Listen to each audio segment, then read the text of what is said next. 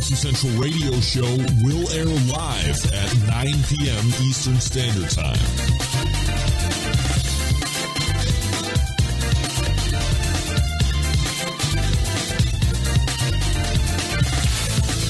The Barbecue Central radio show. Hi, this is Bobby Rimpey from Cleveland, Ohio, and you're listening to Barbecue Central. Hello, this is Jenny Bell from Clarington, Ohio, and I'm listening to Barbecue Central. So to get that perfect barbecue, you use wood. Are you sure it's safe? Whatever. We put the lighter fluid on, strike the match, and... Oh! Should we call the fire department? That might be a good idea.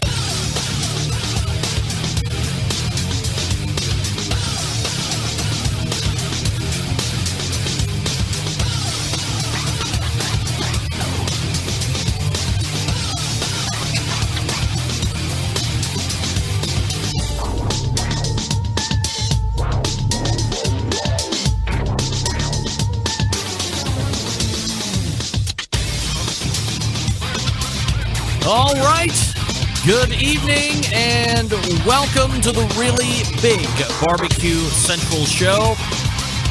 This is the show that talks about all things important in the world of barbecue and grilling. And of course, we're broadcasting live and direct from the Rock and Roll Hall of Fame city of Cleveland, Ohio. It is the barbecue capital of the North Coast. I am your program host, Greg Rempe. I am very happy to have you aboard here on your Tuesday evening. We have a ton of stuff to get to. However, if you have always wanted to be a part of the show, you wanted to shoot me an email, you want to lob me a telephone call, there's two ways you can do that, and this is exactly how you can do that. You can get in touch with the show by calling 216-220-0966. Email Greg at the bbqcentralshow.com. On the Twitter and Instagrams at BBQ Central Show.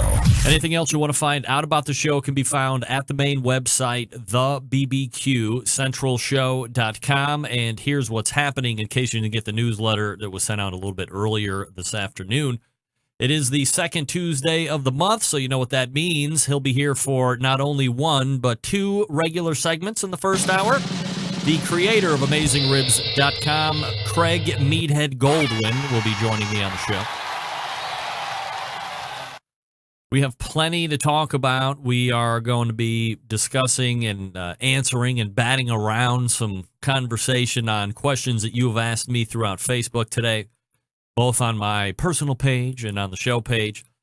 So look forward to Meathead at 9:14 and then holding him over in the 9:35 segment. And then we'll move on to the second hour. Joining me, a professional hardcore carnivore, a friend of this show, Jess Pryles, JessPryles.com. She's always got her mitts into a number of things as it relates to the world of live fire cooking, barbecue, grilling, all that stuff.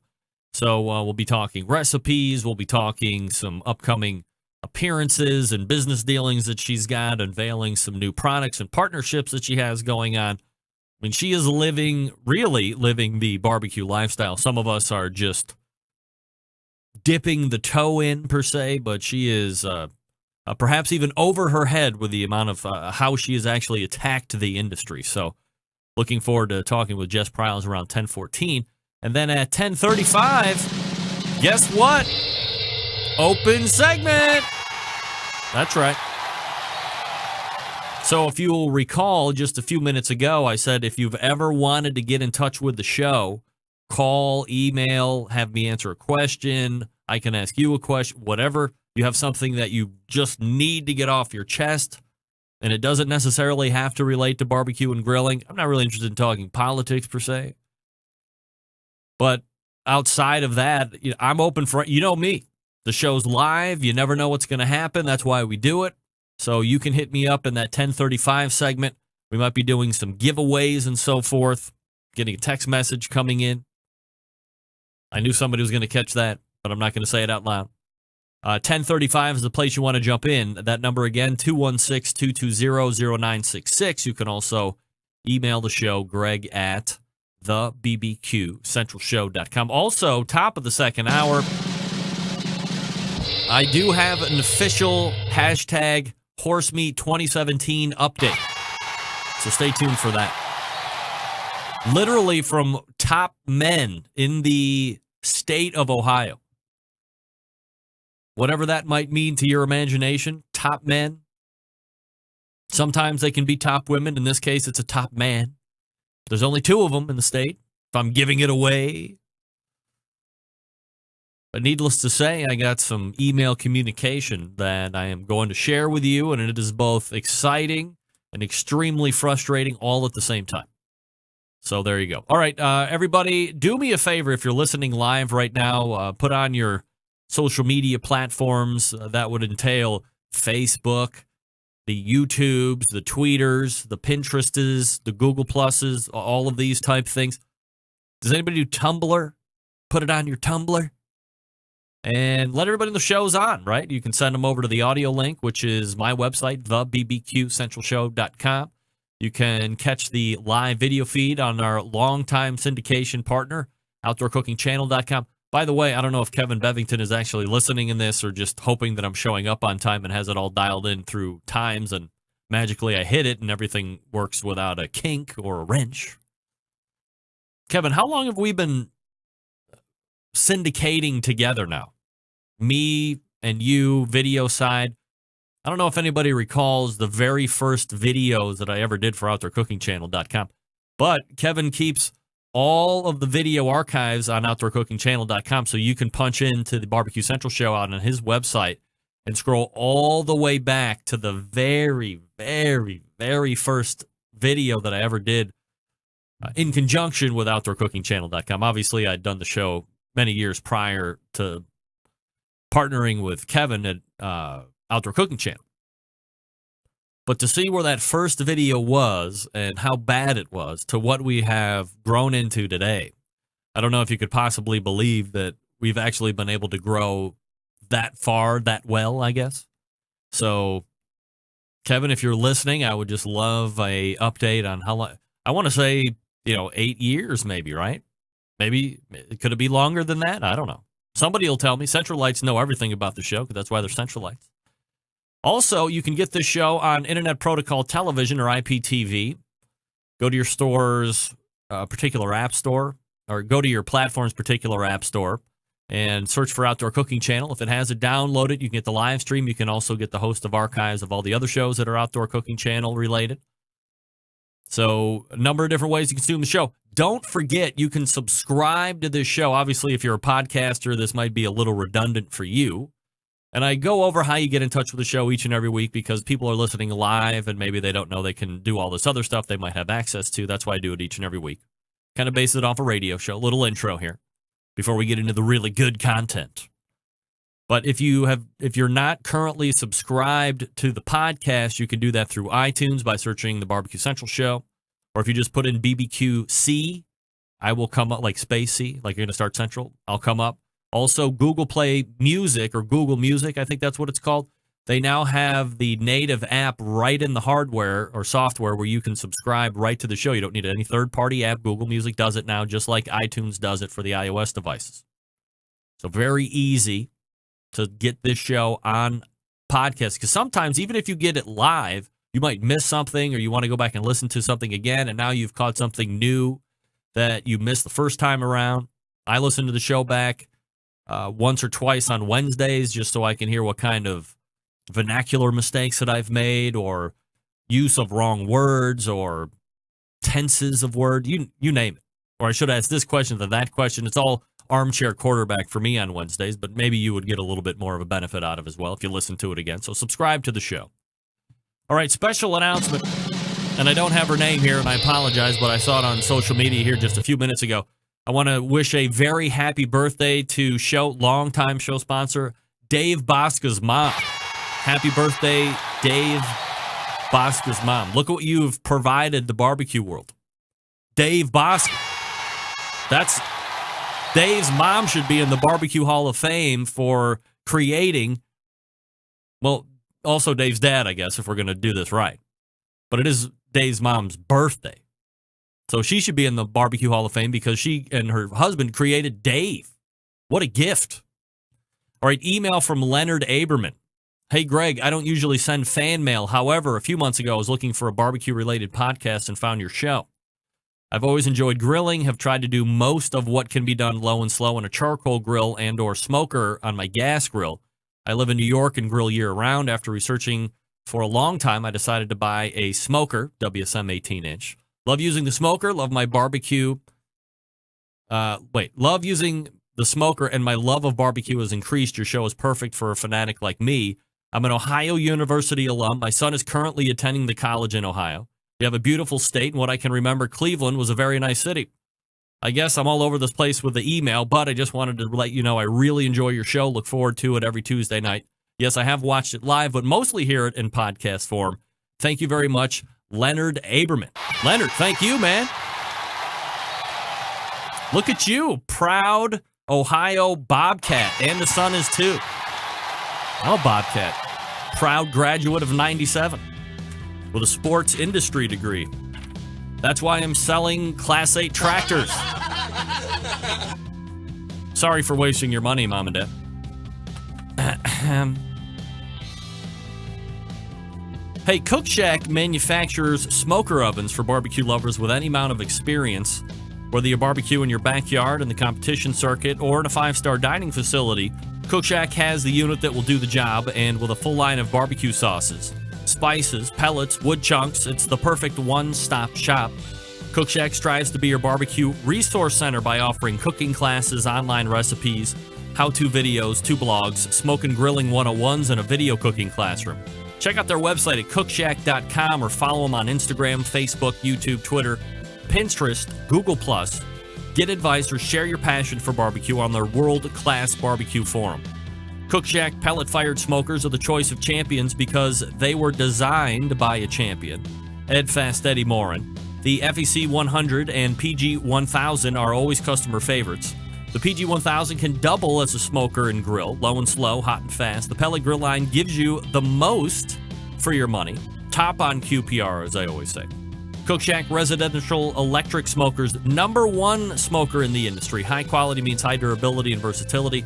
Anything you can cook in your oven, you can make in a Cook Shack. Passion and dedication drives Cook Shack's manufacturing, with quality always being the top priority.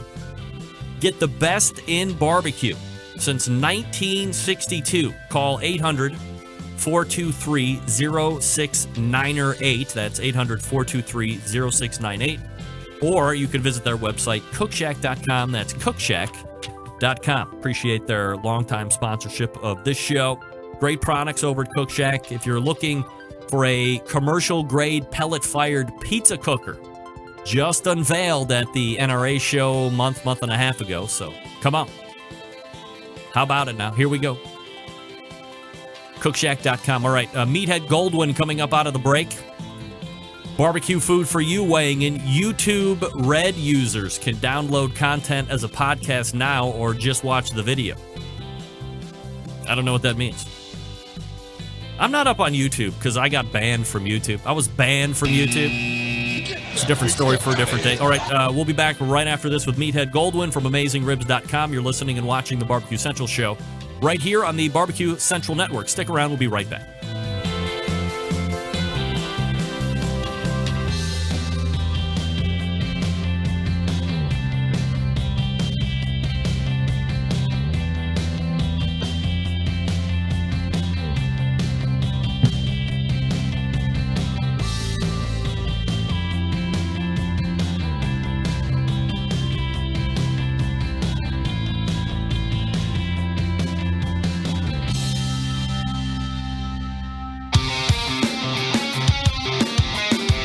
Broadcasting live from the Barbecue Central Radio Network studios in Cleveland, Ohio. You're listening to the Barbecue Central Radio Show. Once again, here's your host, Greg Rempe. All right, welcome back. This portion of the show is being brought to you by Smithfield. You love to barbecue, you love to compete, you love to win. Do all three with help from Smithfield since 1938. Smithfield has been producing high-quality, fresh pork products, and now they invite you to get smoking with Smithfield. If you're a competitive barbecuer, you can join the Committed Cooks program. Members who commit to cooking with premium hand-trimmed Smithfield fresh pork will receive swag and other great prizes. Commit to cooking with Smithfield. See what's going on in barbecue if you visit smokinwithsmithfield.com. That's smokinwithsmithfield.com. Email in from John Dawson. Remps, I thought I'd mention that I've been listening to your show on the Simple Radio app for the past several weeks. Far better than TuneIn, just FYI for the streamers. P.S. It connects much faster, and the stream seems to be more reliable, I think, especially when you're connecting between 4G, LTE, and Wi-Fi, depending on, like, if you're out mowing the lawn, sometimes your phone has trouble deciphering whether it needs to be connected to your house or whether it needs to be connected to your data plan or what. Of course, it's always free with Wi-Fi, but sometimes you got to use that data. All right, nevertheless, second Tuesday of the month brings the creator of AmazingRibs.com, who looks like he might have sprinted in. It's Meathead Goldwyn joining me here on the show. Meathead, how are you, buddy? Oh, man, I did. I just sprinted in. We went to the movie. You know, Tuesday night is date night. My wife and I and her brother and his wife always go to the movies. How long have you been doing that? 10 years now. Wow. We see a lot of movies. I see a lot of crap. I saw Wonder Woman tonight. But it's a long movie, and it started late, and I had to sprint home, let the dogs out, pour myself my usual glass of wine, and I've been having computer problems all day. Uh-oh. And I just didn't know if I was going to make it. I swear, honest to God, I just switched.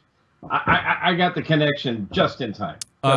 Wonder Woman has now been the #1 box office smash 2 weeks in a row. So being a wine critic and a barbecue aficionado, what do you say about Wonder Woman as a movie? Is it worth it? It's a good story.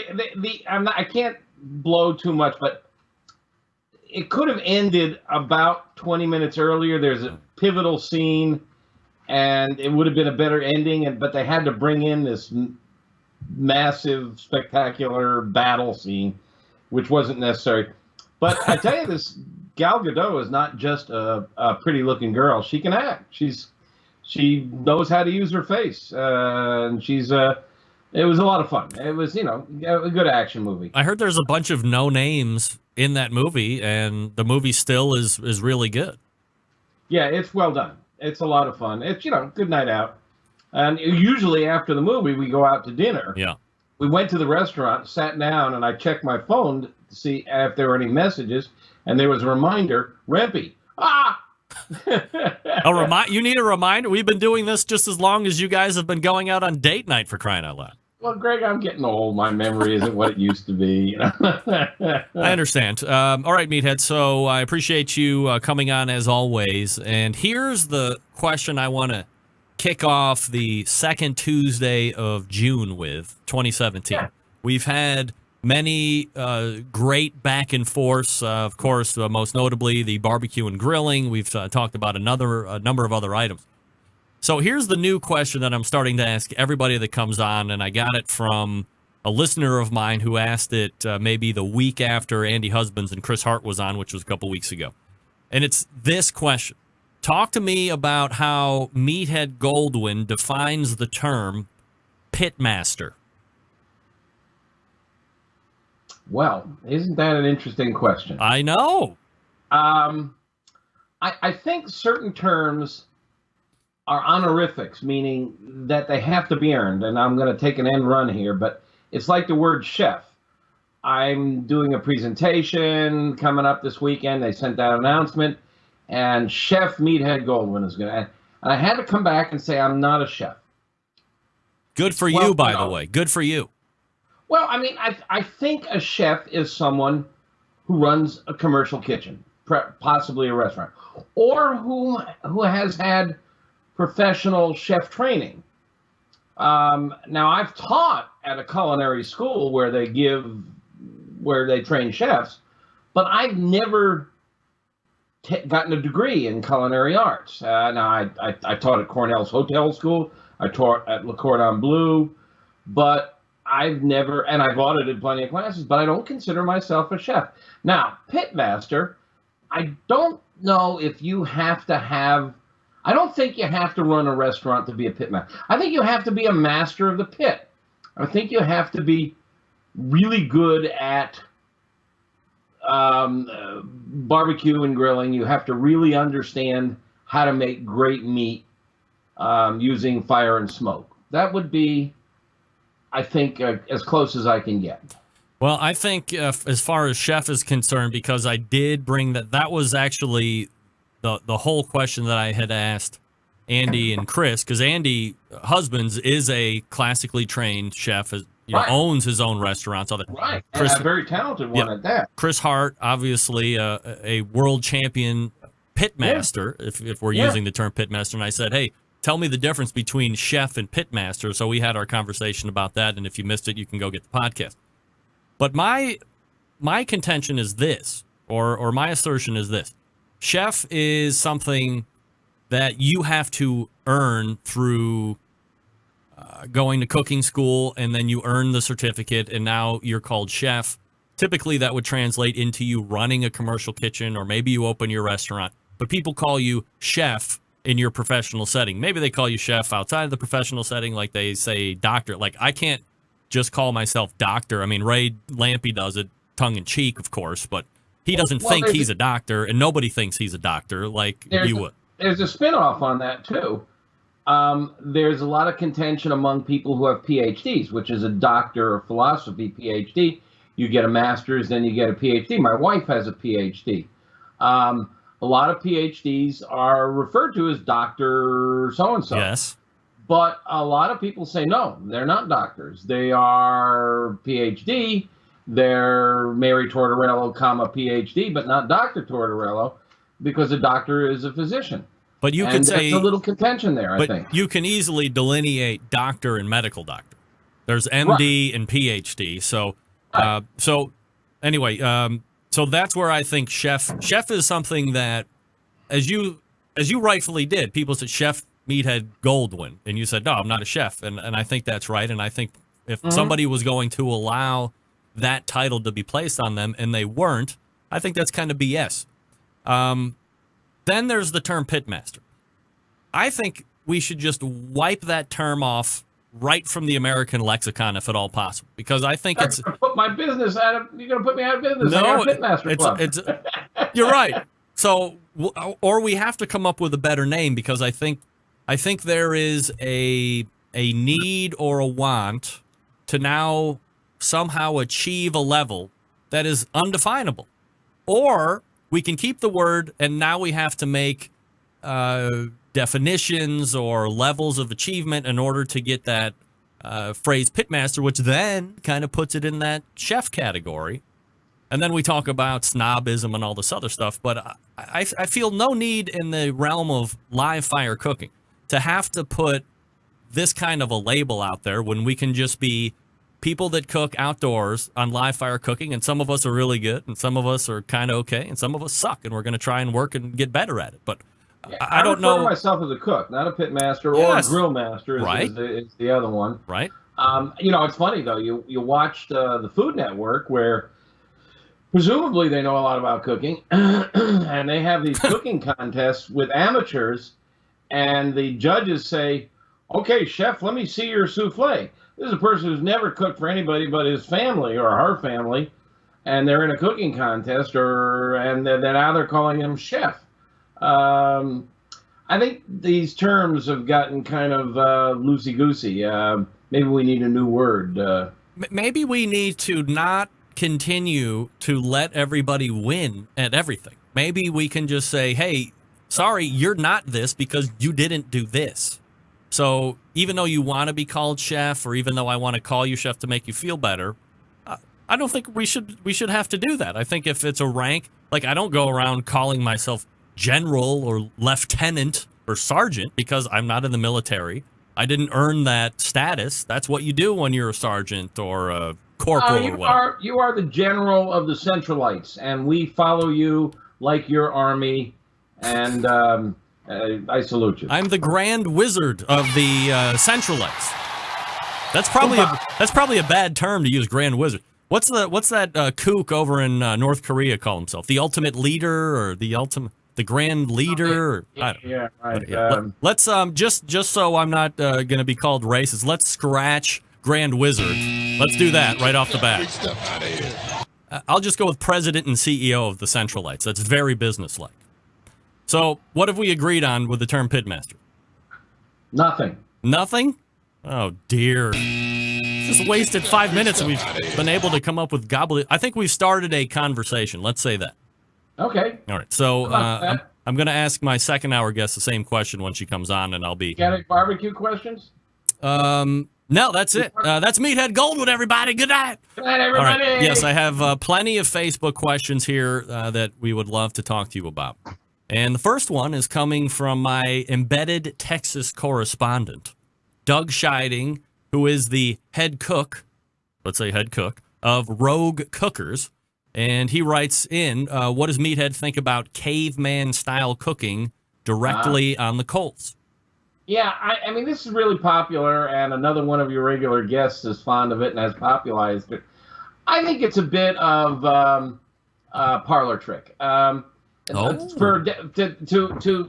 clarify for anybody who's not clear on the subject, there's a popular technique that you take a steak and you get your coals good and hot, and maybe you hit them with a hair dryer to blow off some of the fluff, and you lay the meat right on the charcoal. And then you flip it over and you serve it. And I've done it. And for my money, I would rather put that steak on a thin wire grate a half an inch above the charcoal than on the charcoal. I want radiant heat. I don't want conduction heat from the charcoal. And when I've done it that way, it always gets scars. You get a burn spot here and a burn, just like if you put your hand on there, you get burn spots on the meat. And doggone it, there often is ash on there, and I'm not fond of the ash. Those burn spots turn to carbon, and if I get I want the grate as close to the heat as humanly possible. So like on my Weber kettle, I will often take the charcoal grate and lift it up with bricks. I've got a spare charcoal grate, and sometimes I'll just put one on top of the other, put bricks in there. But I want to get, that's one of the reasons I love my PK so much. In fact, we got to practice, Greg, one night off air. Okay. And do a Skype conversation on iPhone, because I thought about this. I'm thinking, okay, if I don't make it home in time tonight, we're going to have to do this Skype on my iPhone. And if we do, and then it dawned on me, Skype on my iPhone, it's still daylight out there. I could take people out and show them my deck and all my toys, and we could talk about the fun toys and how they work. And I've never tried doing a walk-around session like that, so we got to practice that one day and see if we can do it. But in any case, I got a PK grill outside, and one of the neat things about the PK grill is that the charcoal bed is very close to the cooking grate. And if you pile that charcoal on high, you can get the charcoal within an inch of the meat. Now you've got really radiant heat. I mean, really condensed, and you can get a great sear. That's a good technique, especially if you're dealing with things like skirt steak, which are really skinny. And if you want a good dark sear on the outside, you often badly overcook the inside. So if you want a skirt steak or a flank steak to be dark and crunchy on the outside, but you want the center still a little pink or red, it's really hard to do unless you get the charcoal really close. So for me, close is better than on top of the charcoals.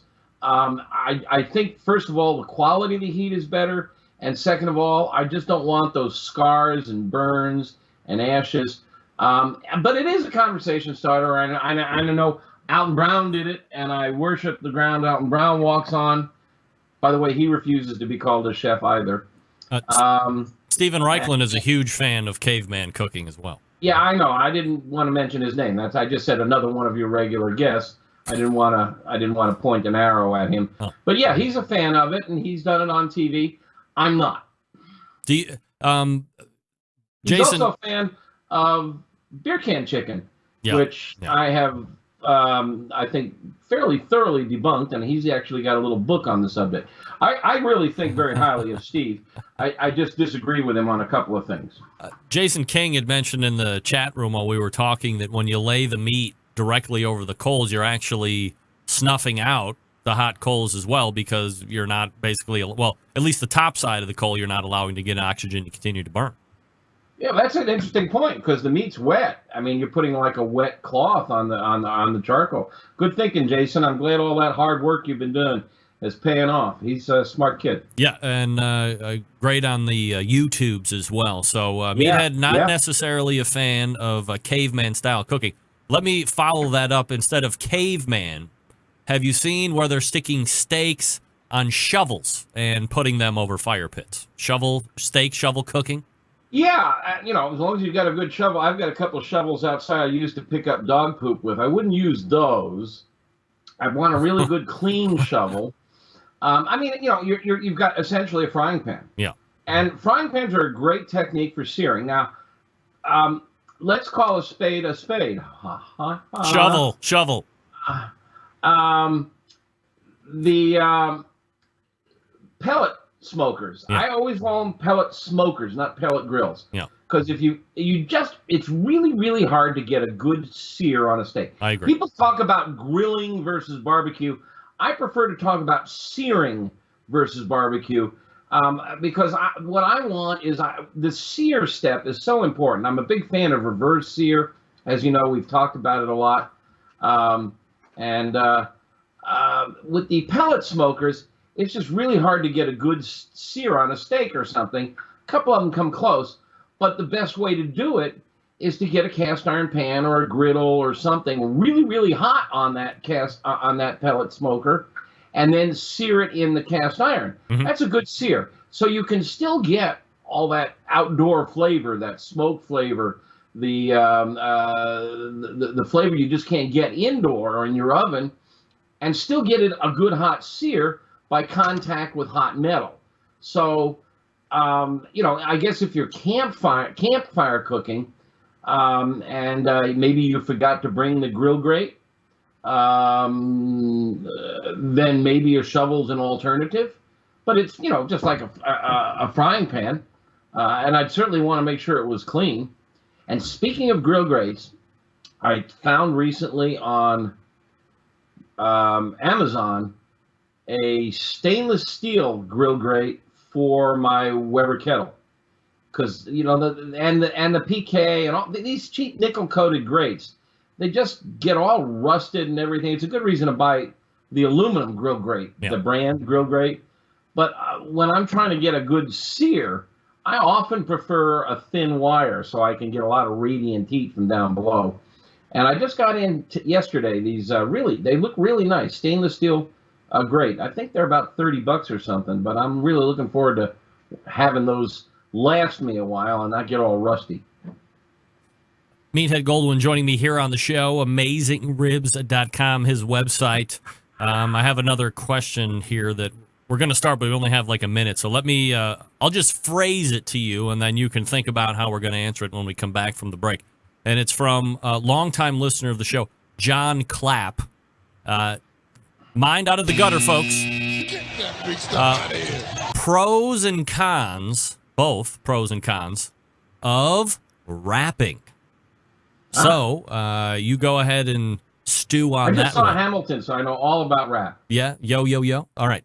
So you go ahead and stew on that one real quick. I'm going to go ahead and talk about the Chops Power Injector. We're talking with Meathead Goldwyn, as he is on our show every second Tuesday of the month, AmazingRibs.com. Folks, the National Barbecue Association's Barbecue Tool of the Year for 2015 and 2016 and 2017 is the Chops Power Injector System. That's right. Each of their Chops Power Injector systems features not one, not two, but 4 needles evenly spaced and the perfect distance for even injecting. It also comes with 3 plug screws, so you can use fewer needles and change your spacing to get around bones. It's versatility. The first one to tell you about the half-gallon Chops Power Injector System, designed for competition or to pump up the backyard warrior. Easy to use, clean it, fill it, pump it, and away you go. If you have just one brisket or pork shoulder to do, you don't need to fill it all the way up. Just put in what you need. It will use it all. It comes with a whole bunch of great stuff, and you pay $100 and you pay shipping. Then you have the 1-gallon Chops Power Injector, designed for catering or bigger jobs. It will hold double the amount of the injection of the half-gallon system. Some use it in competitions, like when you're cooking the Memphis and May event, or you're doing 10 shoulders to get that perfect one. This one comes with the same stuff as the half gallon. It's $120 plus you pay the shipping. Then you have the newest one, the Chops full power injector system. It's electric, the commercial and competition Big Daddy, as we call it.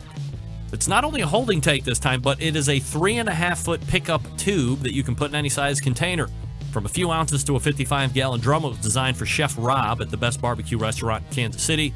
And he has said time and time again that with the Chops full power injector system, his briskets are better than ever. This one comes with a whole bunch of stuff as well. It's $325 plus shipping. A number of the top pitmasters in the world use the CPI every day to make their barbecue better than the rest. Here's the deal. We live in a foodie world that requires flavor in every bite. This is how you do it and do it fast. It's not just for meat. You can inject alcohol as well into those watermelons or fruits or whatever. Every injector hand-assembled, made right there in Kansas City, Missouri, USA. Chops Power Injector System gives your barbecue power, and you can visit them at barbecuekansascity.com. That's B-A-R-B-E-Q-U-E. That's B-A-R-B-E-Q-U-E, barbecuekansascity.com. More with Meathead Goldwyn coming up. Stick around. We'll be right back.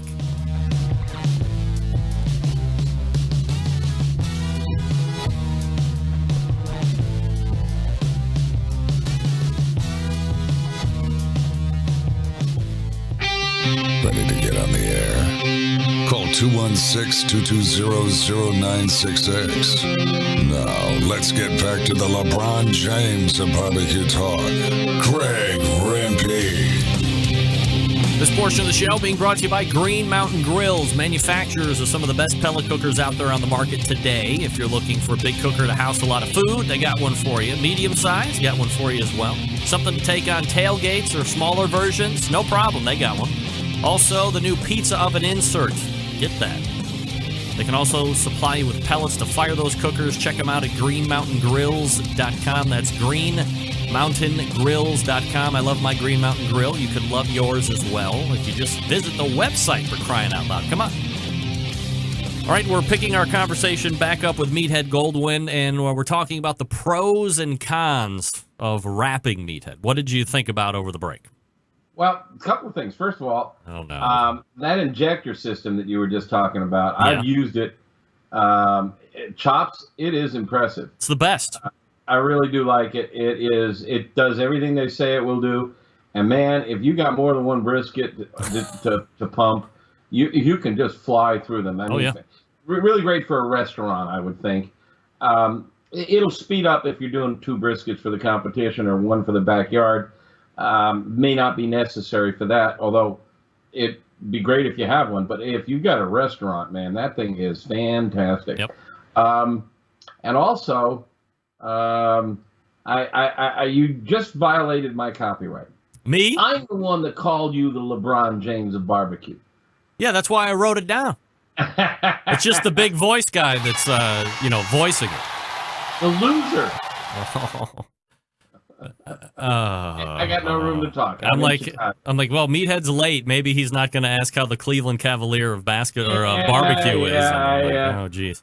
They got it last year. At least they're there. Yeah. Well, we did end a drought. It's going to be need another body. Unless something changes in the next 2 years, it's going to be Golden State and Cleveland in the finals. Barring any big injury on either side, I don't know how you could possibly argue that it's not going to be those 2 teams in the finals, at least for the near future, 2-3 years. They need to pick up another star in free agency, and that'll happen, I bet you. Well, we'll see. I mean, if it doesn't matter. I can't talk about it. So it'll be fun to watch. Yeah. So let's talk about the pros and cons of wrapping. Well, all right. First of all, we'll take it from the overview, and then we'll talk about paper versus foil. It does several things. Everybody out there knows about the stall. When you're cooking a brisket or a pork butt, in particular, they chug along. If you're cooking at a lower temp, like 225, maybe 250, they chug along up to about 150, 160, depending on the humidity, and then they hit that temperature and they stop and they stall, and they don't get any hotter in the center. If you measure the temperature in the center, now the surface continues to heat up. But what's happening on the surface is moisture is evaporating, and it's cooling the meat, just like sweat evaporates when you're cutting the lawn. So it cools the meat at the same rate it's heating. Now, if you're cooking at a hotter temp, like 300, 350, it plows right through the stall. The cooling effect can't keep up with the heating effect of the hot air.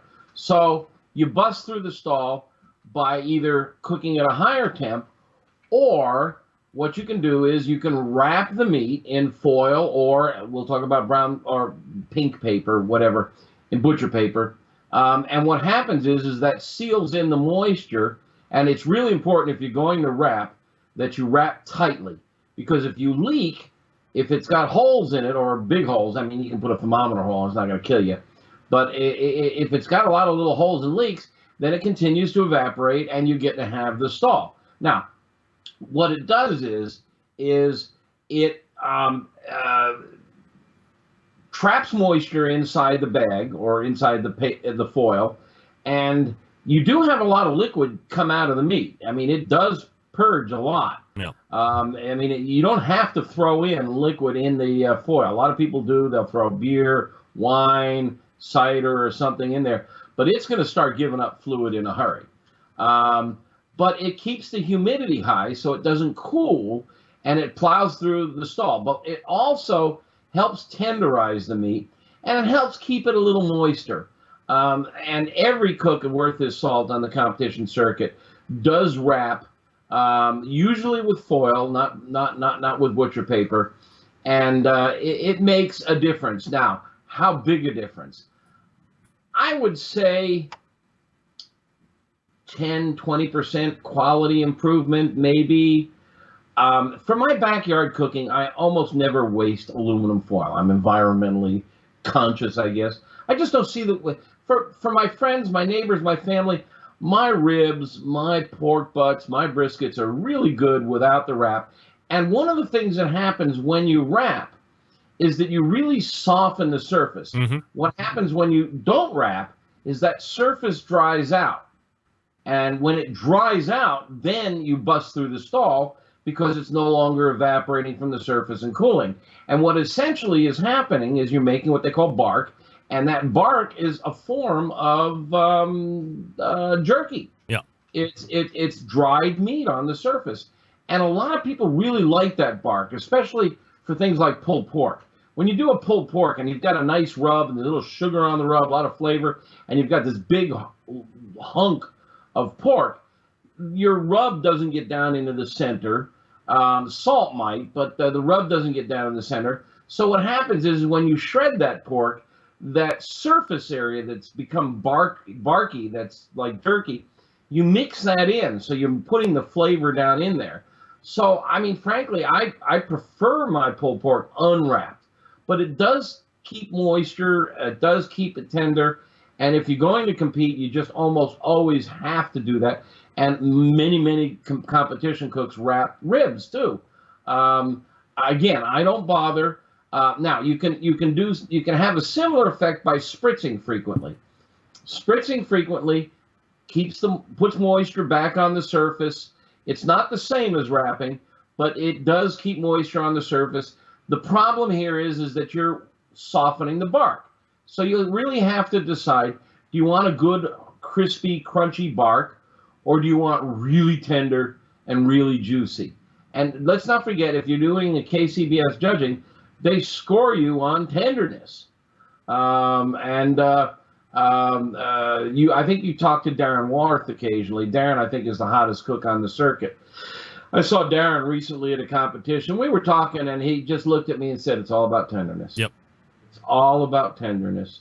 You know, I mean, appearance and all that, it's important, but tenderness. It's all about tenderness. So wrapping does help tenderness.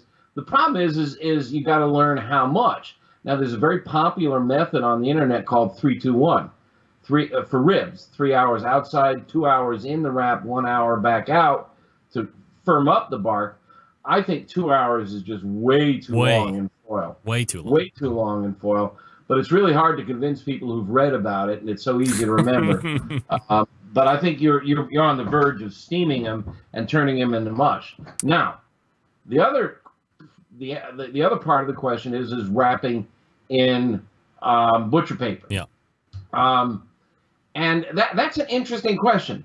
Butcher paper is paper. It's not as moisture can still penetrate, although a lot of fat comes off and it lines the interior of the butcher paper with fat. So it's almost like a wax paper, but you do get some moisture transpiration. There's a very famous video out there. If you haven't seen it, it's fun to watch, with Aaron Franklin, the great barbecue chef from Austin, and John Marcus, who's the guy who created the Barbecue Pitmaster show, and also a regular guest on this show here. And they both do a taste-off of wrapped in foil versus a brown paper. And I think there's a third one, isn't there? No wrap. No wrap. And, I often don't wrap because I love that hard, crunchy bark. I think they slightly preferred the butcher paper, which doesn't surprise me because that's what Aaron Franklin does at his restaurant. He wraps in butcher paper. I think everybody's got to just find out for themselves. I get emails asking or questions on the website. What should I do? Try it yourself. Experiment. See what you like better.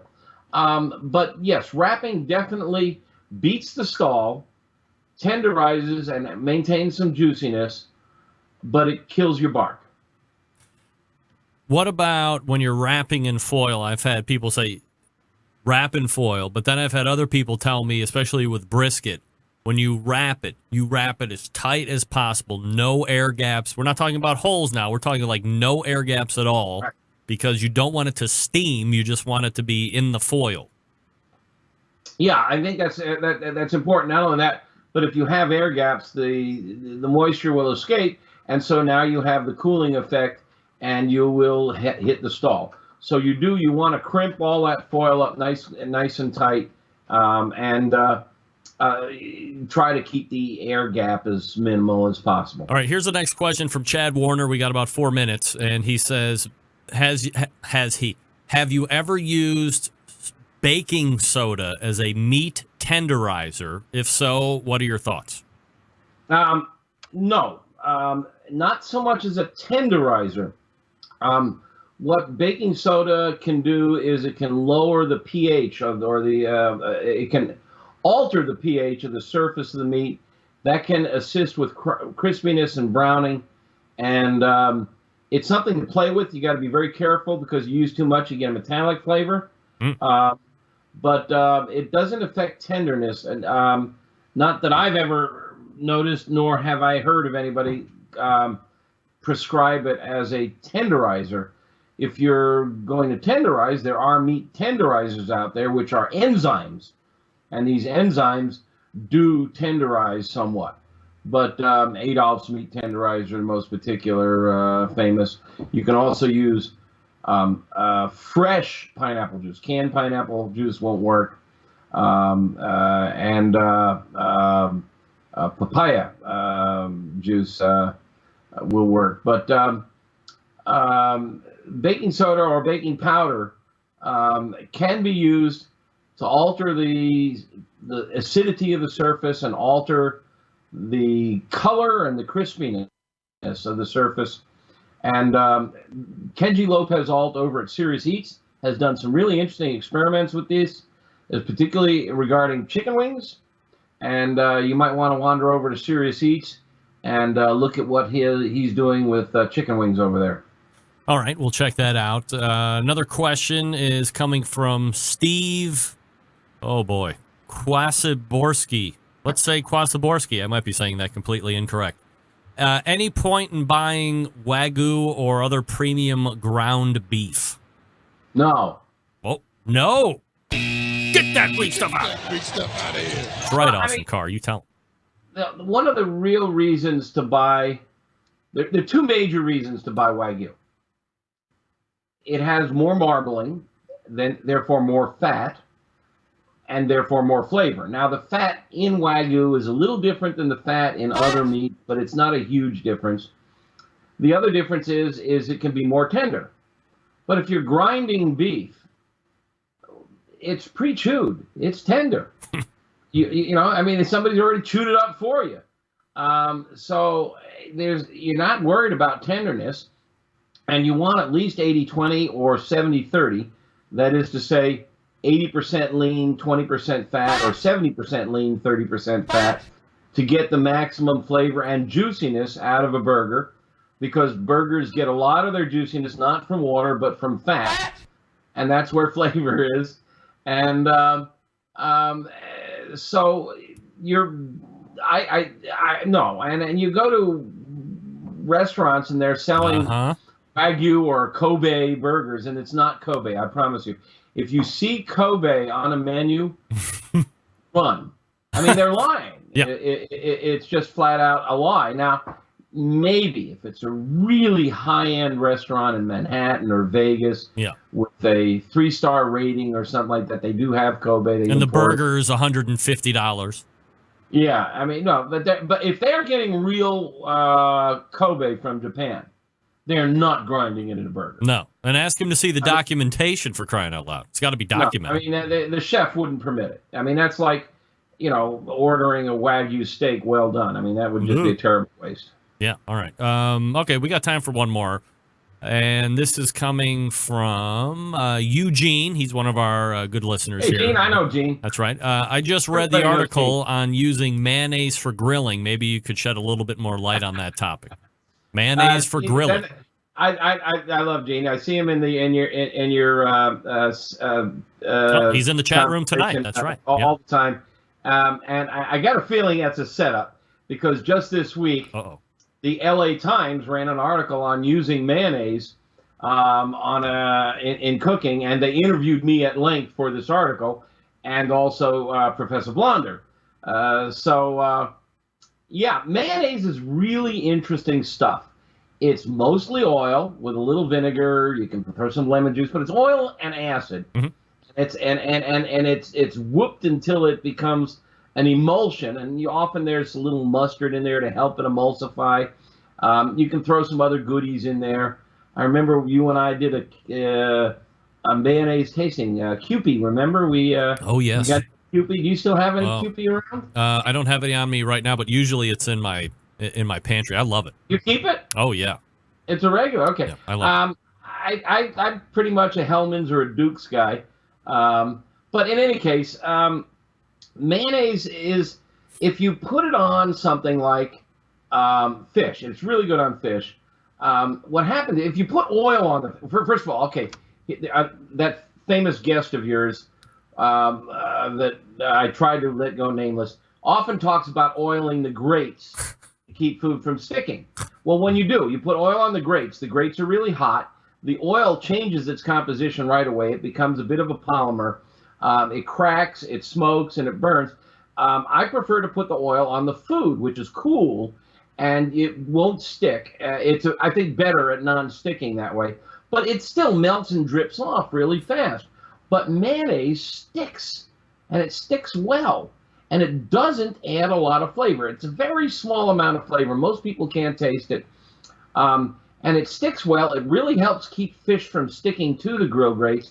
It's a real. I was taught this by a chef at a local fish restaurant, and I've played with it on a bunch of stuff. I took some potato slices and sprinkled my Memphis dust, my pork rub on it, and then slathered it with mayonnaise and threw it on a grill topper. And I got this really great golden crust. They were crunchy, like when you buy French fries and they've been coated. A lot of French fries are coated with a baking soda or baking powder or flour or something. Yep. You got a great crust. It really browns nicely. It creates a crust. It helps prevent sticking. And by God, I've even used it on steaks occasionally. It's really fun to play with. It does help prevent sticking, and it's a good glue. People talk about using mustard to help hold on their spice rubs and stuff. It's a fun thing to play with, and I'm fond of it. And if you want to read more about it, it appeared last week in the LA Times.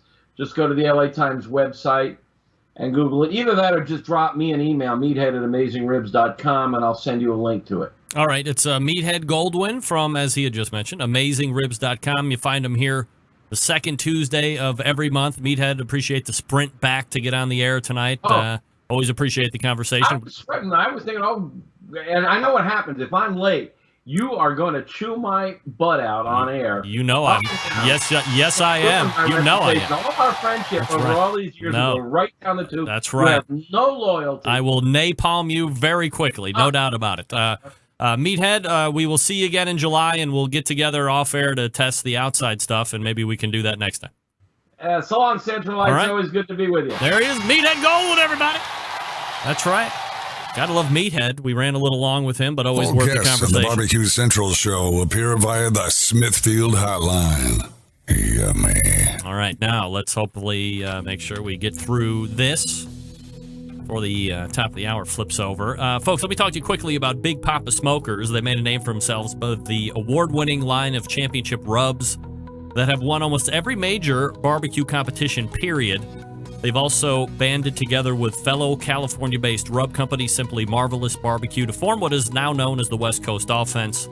Defying conventional wisdom, these two California-based rub makers have cornered the market on competitive barbecue and begun to redefine the flavor profiles that competitive cooks from across the country have begun to aim for.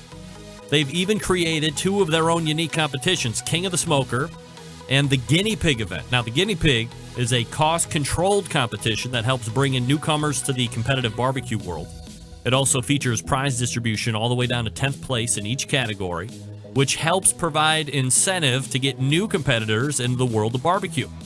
On top of all of that, Big Papa has created a unique brand ambassador program called the BPS Elite Team, featuring 15 of the best competition teams in the country working together to promote camaraderie, competition barbecue, and to benefit children's charities across the U.S. Keep in mind that Big Papa Smokers has been able to do all of this within only 4 years of being in business, which is actually more like 6 years, I guess. Turning the competition barbecue world on its head, creating their own unique competitions, becoming a staple of a nationwide restaurant chain, which is BJ's Restaurant and Brew House. I just ate there last night. And most importantly, benefiting children's charities across the U.S., continuing to be just the beginning for Big Papa Smokers. And that website, bigpapasmokers.com. That's bigpapasmokers.com. We wrap the first hour right after this. Stick around. We'll be right back.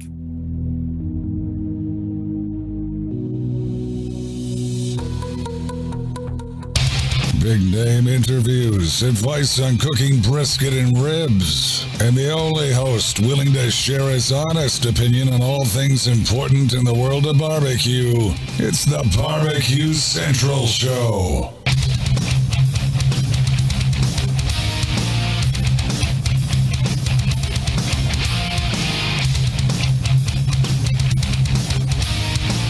All right, welcome back to this portion of the show being brought to you by CookinPellets.com, your number one source for quality wood pellets to fire all your pellet-driven cookers. You can purchase at CookinPellets.com or on Amazon.com as well. Download the free app from CookinPellets.com. Be alerted to cheap shipping prices when that happens. So thanks to Chris Becker and everybody over at CookinPellets.com. Scott Germano weighing in, 40-plus minute Skype 40-plus minute Skype segment, one off without a hitch. Where's the fun in that? I get it. Everybody wants a train wreck. Just blame me. Everybody else does. Write me complaining emails about how a 40-minute Skype segment went off without a hitch. I'll get those overnight. You know I will. Second hour still to come. Thanks again to Meathead Goldwyn. Again, his website, AmazingRibs.com. You find him here every Tuesday. Every second Tuesday of each month. And if you're just tuning in now and you missed his 2 segments plus of great barbecue and grilling knowledge, we bantered back and forth on the definition of Pitmaster. We got exactly 0 accomplished in that. But we have started a conversation about if that's a term we need to change or add to or detract from or throw out, whatever.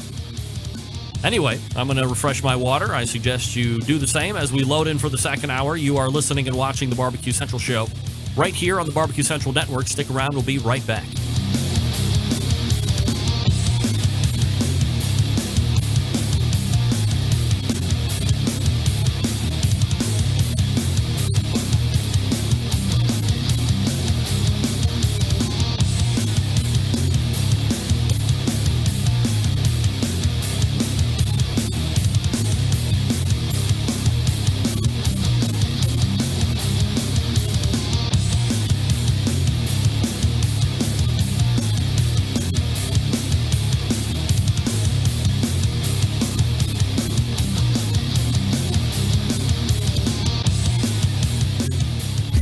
Hey, this is Helen Paradise from SoCal, and you are listening to the Barbecue Central Show.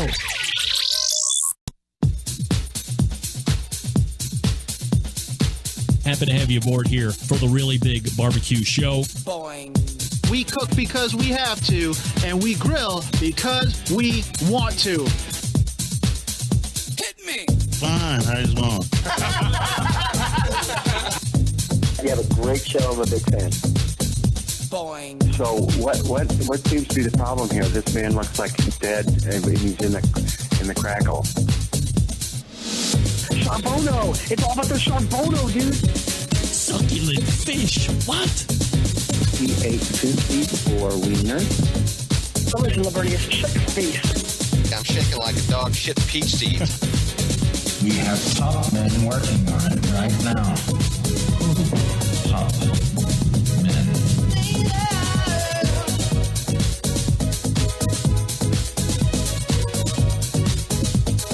All right, just like that, we are into the second hour. Welcome into the Barbecue Central Show.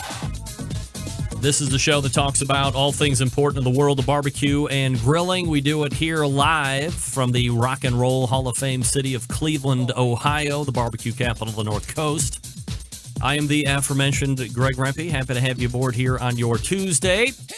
If you want to get in touch with the show, we have an open segment coming up after Jess Pryles, who is still yet to come on the show tonight at 10:14. You can do so by using these two bits of contact information. You can get in touch with the show by calling 216-220-0966. Email Greg at the bbqcentralshow.com. On the Twitter and Instagrams at BBQ Central Show. Don't forget, if you missed this show, you can subscribe by going to iTunes or Google Music or however you get your podcast episodes otherwise. And subscribe to the show. You'll never miss a segment if you come in late on the live show, or maybe you just have always heard about the live show, or maybe you just watch on YouTube. I would appreciate the subscribe up or the sub up over at iTunes or on Google Music or however you get your other podcasts if you haven't subscribed to me already. Trying to make a press, if at all possible, for 10,000 downloads an episode. I have breaking news. A Barbecue Central Show exclusive news update. I am here to tell you right now that over the last 2 and 3 months, this show has been recording record number of downloads, both on a per show basis and as a month-over-month basis. We are currently on track to do the most ever downloads in 1 month. But from a week-to-week episode run right now, this show that will be released tomorrow, Wednesday, or perhaps a better explanation or example would be on June 6th show, which was last Tuesday, already has, this is one show by itself, over 2,000 downloads. 2,000. If I might be able to put that in perspective, when you look at all of the podcasts,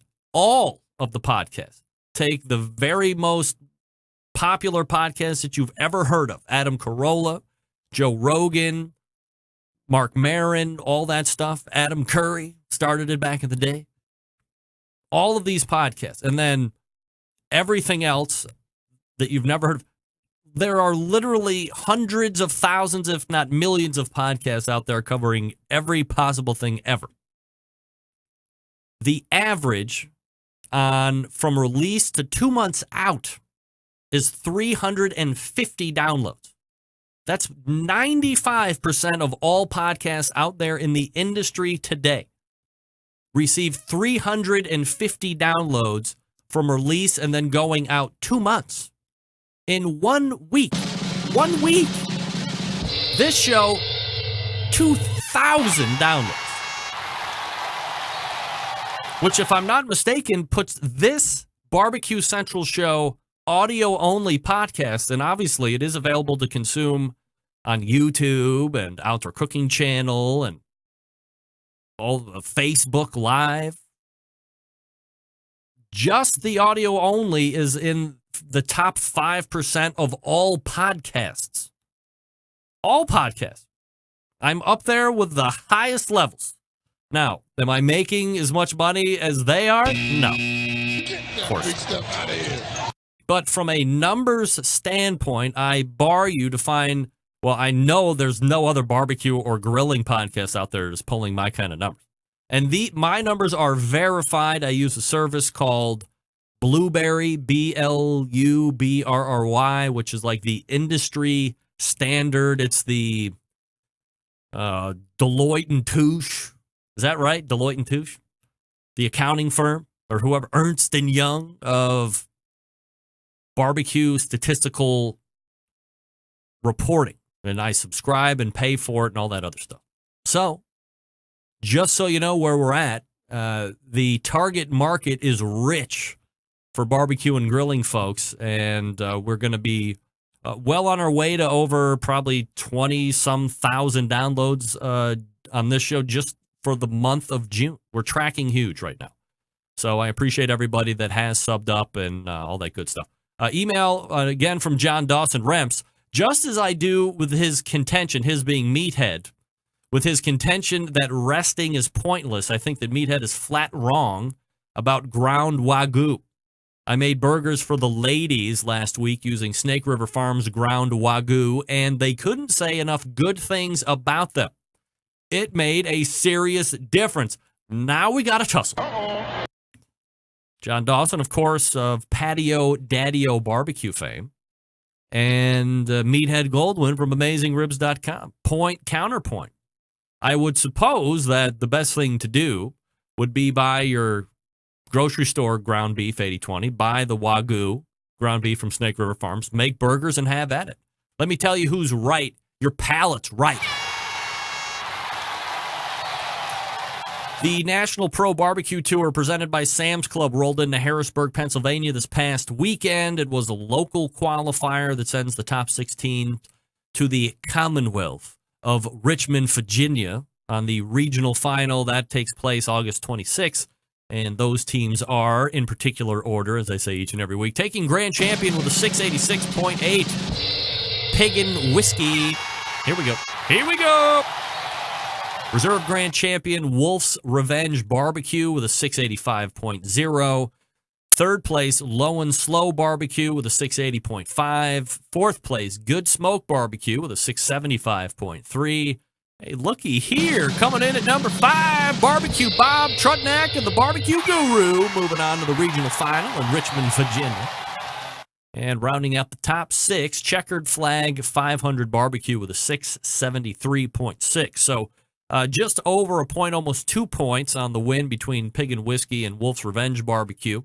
And between 1 and 6, there was about a 13-point discrepancy. So pretty big spread between 1 and 3, although 4 and 5, less than a point. So close there, but kind of spread out otherwise. The next National Pro Barbecue Tour event will take place this coming weekend in, I believe it's pronounced Alpharetta, Georgia. So good luck to everyone competing at that one. Got another email from a listener, Matthew DeVoe in Worcester, Massachusetts. Shout out from the Worcester District Probation Department in Worcester, Mass. We're new to barbecue. We love your show for product tips and insight. Thank you, Matthew DeVoe, Assistant Chief Probation Officer. That's right. Thank you, Matthew. Appreciate you listening. Shout out to all my people in Worcester. How you like them apples? Bah! That's good, right? That's right on. Also, I do want to send out congratulations to some teams that won their 7th grand championship this past weekend in the allotted auto qualifier for the Jack Daniels this year, which is 2017. Frequent guest on this show and the head cook over on Clark Crew Barbecue, Travis Clark, is in, notching his 7th. Brad Leiniger at Getting Basted is in, notching his 7th. And longtime sponsor of this show, the creator of King of the Smoker and the Guinea Pig competition and all that other stuff, Sterling Ball and James the Flame from Big Papa Smokers are in, notching their 7th as well. So look at you guys. You're doing it all out there, ladies and gentlemen. I really appreciate the fact that listeners will take 1 second to write in the show and let me know that they're listening, or how they got turned on by the show, or how they tuned into the show the first time, or why they wanted to find it. Was it word of mouth? Was it from another Centralite? But anybody that takes time out with me and or takes time out to write me, I certainly appreciate, and I'll include it in a live show, just like I've done 2 times tonight, if they're worthy. I mean, sometimes it's pretty vulgar and insulting, and my ego is very fragile. So what can I tell you? John Dawson again weighing in, the Rush Limbaugh of barbecue. You're right.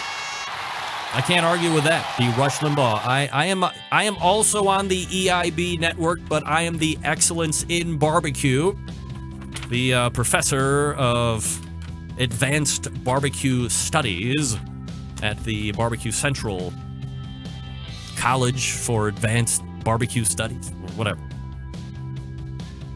Hey, let me talk to you quickly about the longest running sponsor of the show, the Barbecue Guru. If you've been thinking about automatic pit temperature control devices, they got 1 or 2 or 3 or 4 or brand new products that you can choose from. If you're not familiar with how automatic pit temperature control devices work, let me break it down to you briefly. So here's a product that allows you to set your pit temperature, and one set keeps it running right at that temperature all the way through the cook. Because maybe you're a busy working professional, or perhaps you're constantly on the run with kids and you're doing errands. You don't have the time to set around and tend pit temperatures. I get it. The Barbecue Guru allows you to throw on a pork butt or a brisket or a couple slabs of ribs, and then you're off to do whatever it is you need to get done, and the Barbecue Guru maintains that pit temperature you set it at. I don't know if I'm allowed. I mean, I think I'm allowed, right? The CyberQ Cloud is out now. This one is going to be, again, like the CyberQ Wi-Fi changed the game for automatic pit temperature control devices before everything else. The CyberQ Cloud is about ready to change the groundwork and the framework, the landscape of automatic pit temperature control devices yet again. If you're in the market for a cooker, they obviously have the shotgun cooker, but they're coming out with new, different styles of cookers. I believe they have a new Kamado style, the Monolith. You got to head over to the Barbecue Guru's website. It's bbqguru.com. Check out all the products. If you have any questions about what to order, call them directly, 800-288-GURU. They make sure you're outfitted with exactly what you need to get you up and running right out of the box. If you have any questions, call in and ask. Don't guess, please. Don't guess. Again, the number is 800-288-GURU, or you can visit bbqguru.com. Don't put that broke. bbqguru.com is where you want to go. Barbecue Guru continues to be a breakthrough in barbecue technology. Jess Pryles coming up out of the break. Stick around. We'll be right back.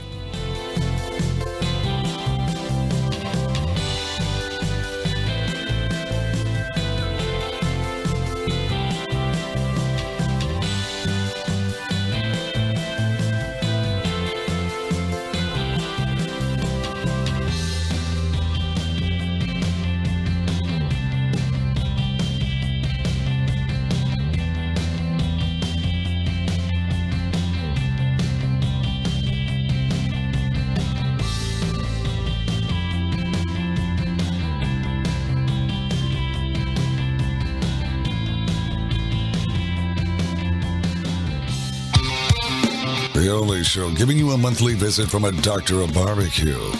A man actually named Meathead. The author of a barbecue Bible. Bloggers, reviewers, competitors, and manufacturers by the dozens. It's the Barbecue Central Show. Once again, here's your host, Greg Rempe. All right, welcome back. This portion of the show being brought to you by Unknown Smoker Accessories, purveyors of made in the USA stainless steel barbecue and smoker lid hinges, barbecue accessory hangers, rocket hot chimney grillers, heavy-duty aluminum foil dispensers. The fine products from Unknown Smoker Accessories keep your gear where it needs to be, at arm's length and ready for battle. By the way, the rocket hot chimney griller is also available for sale at BigPapaSmokers.com. Showing partnership doesn't always have to mean competition. Just get together, you like your products, and you work it out. Of course, you can still buy all of the Unknown Smoker accessories at Unknown unknownbbq.com/shop. That's unknownbbq.com/shop. All right, my first guest in the second hour, a writer, a cook, TV host, professional hardcore carnivore, as we like to call her. Let's go ahead and race to the hotline and welcome back friend of the show, Jess Pryles, joining me here. Jess, how are you? How you doing? I'm doing absolutely fabulous. Jess, appreciate you making time for the show. As always, a lot of different things to kind of hit on here during our time this evening. So let's just go ahead and jump right into it. I had noticed. Much to talk about. I know. So like, I'm a huge fan, and if you came to my house and look out on my back patio, as it were, it is. Some would say littered. I say nicely decorated with any number of various pits and grills and all of this other stuff. So I don't know if you necessarily have the same affliction as collecting, but I know that you are kind of unveiling this whole new like cooker deal that you're involved with is it Pits and Spits? Yeah, so I also have luckily, thanks to my OCD, I've corralled all my cooking units into a lovely little outdoor area, and the ones that didn't fit are kind of like the sad kits that are off to the side of the house now.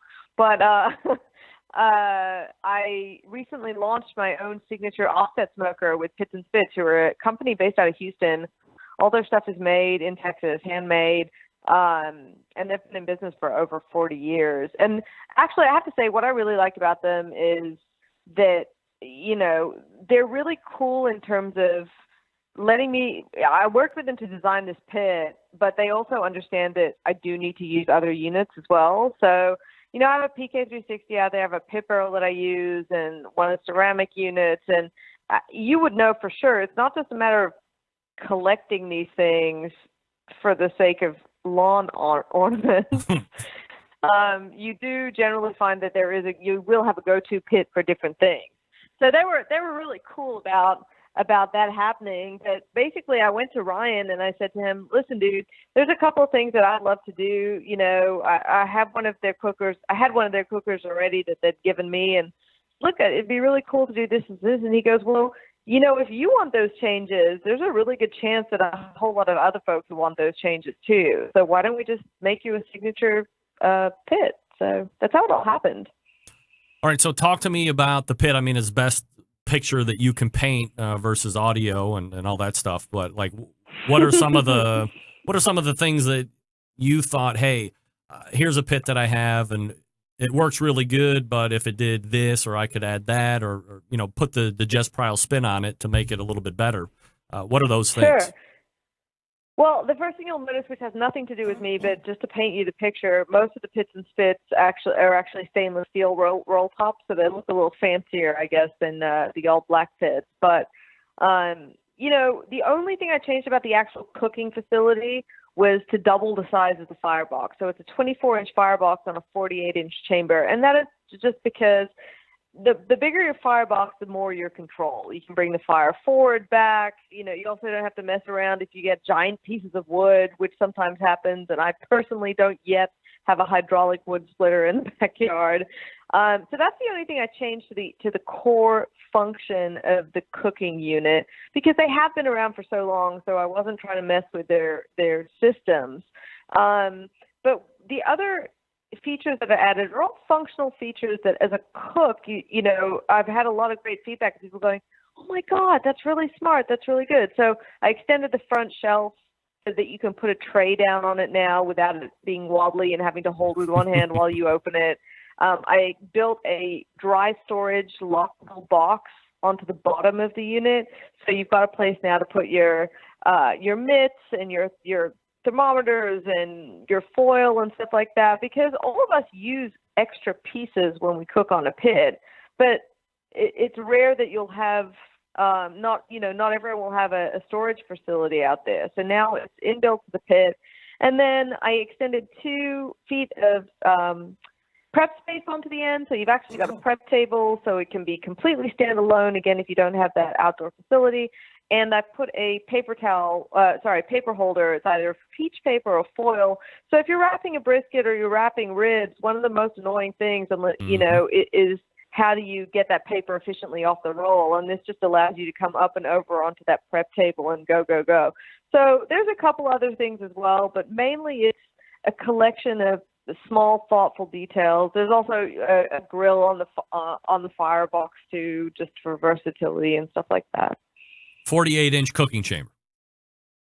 Yeah, it's available in a 36 as well, but it's Texas. Everything's bigger. So talk to me about your method of going from no fire to initial fire and then fire maintenance during the cook.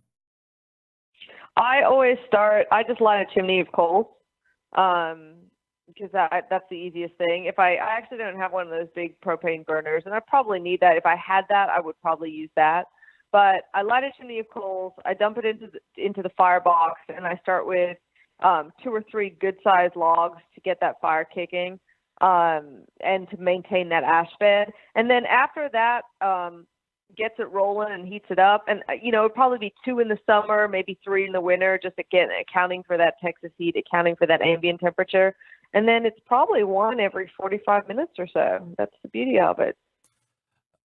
Did you say that the fire grate was up higher in the firebox than you would normally find? Right. So this was a cool feature. It has 2 levels. So if you're smoking, the fire grate sits on the bottom level like a normal firebox. But if you're grilling, as we know, especially if you're searing, you need that proximity to the coals. So there's a bracket that allows you to move the fire grate up another level specifically for grilling. So it is a fully functional grill unit as well, rather than just, a added bonus. All right, so talk to me about price point on the 48-inch and like production time, or like how you order the Jess Pryles pit. It's all through Pits and Spits. Basically all managed by them. I just worked with them. Every one of them is individually numbered and comes with a time nameplate and, in fact, a T-shirt too. There's an introductory rate until the end of the month, but I know they'll go back up. It's $3,999 for the 48-inch, and I think just under $3,600 for the 36. And the thing is this, I got a lot of feedback that it's a more expensive pit, and it is. But it's a solid unit. It's handmade with, American labor and extremely high quality materials, and that's something that you pay for. But that's, I was fortunate enough to work with this company, and they produce an extraordinary piece of equipment, and that's, I guess, what you pay for a luxury item. I would imagine that being in the position that you're in, your name's on it, it's your brand, it's your kind of reputation, if you will, so you don't want to just throw your name up on something that might be a POS and everybody's going to talk shit about it on the internet. You know what? I don't know if you actually saw the comment. It's like you're reading my mind here. But one guy, when I came out with it, you're reading my mind right now. When I came out with it, he's like, I really, really would like to see your name on something like Martha Stewart, available in Walmart or wherever. And I go, so you would rather I put my name on a POS made in China that is easily accessible to everyone and generally disappointing? No offense, I own Martha Stewart products, and I'm not saying that about her stuff. Yeah. But, I guess that was the point. It's like I'm proud of everything that I do, be it my photography or my cooking and the things that I get involved with. And I'm very picky about who I work with. And this is just an extension of that. And I hope that people can appreciate that I take the time to make sure that, I never sell out, I guess. Jess Pryles joining me here on the show. The website, jesspryles.com. Also, same on the Facebook, Twitter, Instagrams, all that stuff. Last time you were on, Jess, you had just released the Hardcore Carnivore Red Rub. Obviously, the Black Rub has been out for a while as well. Talk to me about rub sales, how you're finding them, and are there any other potential new products in the hopper? It's got, I'm feeling like immense pressure right now in the R&D department because Red's going really well. A lot of comp teams are using it. Fat Boys Barbecue and Temple are sponsored, and they're high on the KCBS leaderboard at the moment. Because it's doing quite well in the comp world. But the Black is just, I'm so lucky that it's such an extraordinary, unique item that kind of, honestly, nearly everyone that tries it is like, oh my gosh, it's my favorite thing to put on steak. So wow, I've never had anything like this before. And there is a lot of pressure to come up. Like, I don't want to just keep releasing rubs for the sake of it. I want to make sure that it's something that has a purpose and a use.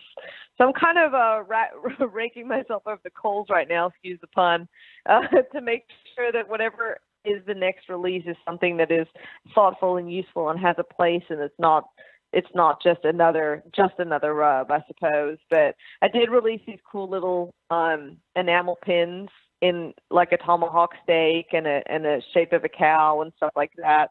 So that was one thing that I thought, oh my gosh, will these work, won't they? But people have been loving them. You see a lot of folks are walking around Memphis in May with their little steak pin. So that was a pretty cute little thing to add to the range. From the rub perspective, and you talk about feeling that pressure and you're hearing it about, hey, come out with something else. And, you know, I've said on this show probably for the last 2 or 3 years, if you would have went into a grocery store 10 years ago, you would have saw your standard crappy barbecue sauces and rubs that you've always seen forever and ever and ever. Now you go into the grocery store, and at least my Giant Eagle up here has a whole aisle of barbecue sauces and rubs and marinades, a whole barbecue and grilling aisle that was never there before for as long as I was growing up. So to me, that means everybody's in the sauce game. Everybody's in the rub game. Could there be a dilution of talent in the proverbial rub and sauce pool? So from your aspect, are you constantly having that struggle with yourself of saying, hey, maybe I do have something that could be like that potential game changer, but is there too much static or too much noise for me to go in? And how are you also trying to leverage your name to maybe give yourself a bump up from all that other stuff that's out there? I think that's actually an awesome question. And, you know, I would never be scared to go into the market if the product's legitimate. I think if I had just another something, like if I were just to create, you know, oh, well, I should probably have a fajita something or a Tex-Mex something, or I should have, you know, what's the next logical step? I think that's the time where you should be scared to enter a very busy market. And I definitely think, you know, maybe that spice rubs is the new cupcakes. I don't know, you know, that maybe we're in the middle of a bubble right now. I think that pantries are only so large, and the extensive collection that people are accruing is going to be finite, but that the really good product will last. So I don't have an issue at all, you know, if I hit on that next thing that I'm extremely positive about and comfortable with, I'll put it out no matter what.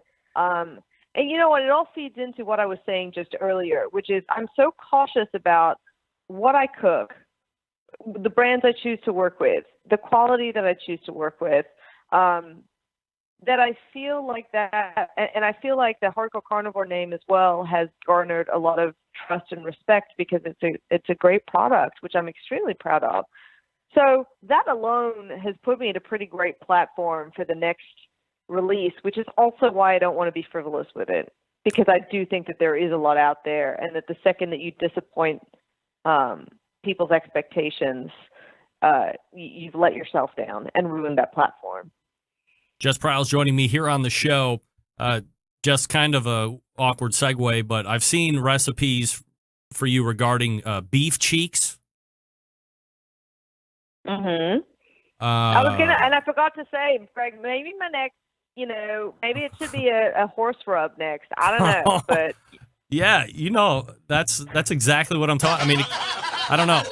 It's like I don't want to encourage that, because to come out with a horse rub might be a little premature given the fact that it's 100% illegal right now, but I'm not totally against it. It's not in Australia, so maybe I'll release it there. Oh my God, I think we're going to go left turn here. So it's completely legal to consume horse in Australia. Okay, before you give that blanket statement to me, allow me to say this. The last time that I looked into it, which was about 2 years ago, because that's when I left, there was a butchery in Western Australia who was legally processing horse meat. But, I mean, like, to your knowledge, it's not, there's no government regulations against it. I don't believe so, no. Okay. Because there's no, no, I don't believe so. Have you ever had it? I have, yeah, in France. It's, like, perfectly fine. It is weird. It's weird. You know, there's a little bit weird because they're this majestic creature, kind of like I'm not wild on frog's legs because it tastes like chicken, and all I'm doing is sitting there thinking I'm eating frog. But I think that's just in your own head, like why should we look at horses any different than we look at cattle? Maybe because one's majestic and one's a big, farting machine. I'm not sure. We'll see. All right. I don't want to get lost on the horse because, I could talk about it for hours on end. But let me ask you this question with like the 4 minutes that we have left. And if we have some other time, I can ask you something else. But I asked Meathead Goldwyn earlier in the first hour, and I've asked subsequent guests in earlier weeks. So let me ask you, what does the term pitmaster mean to you, or how would you define pitmaster if somebody asked you to? I think the definition is different from how we use it colloquially now. So to me, what I wish a pitmaster would be is the same as, the title of head chef, or even breaking down chef titles within a kitchen, which is you can't really call yourself a chef, which is why you'll never see me do it until you've been to culinary school and earned that title and paid your dues. Agreed. Which is why I call myself a cook. I believe that pitmaster should be the same thing. And it should be a minimum number of hours at a pit, not electric, at an offset pit, a minimum number of hours of cooking experience, which led you to be sort of a pit boss, and maybe then pit master is the next level above that.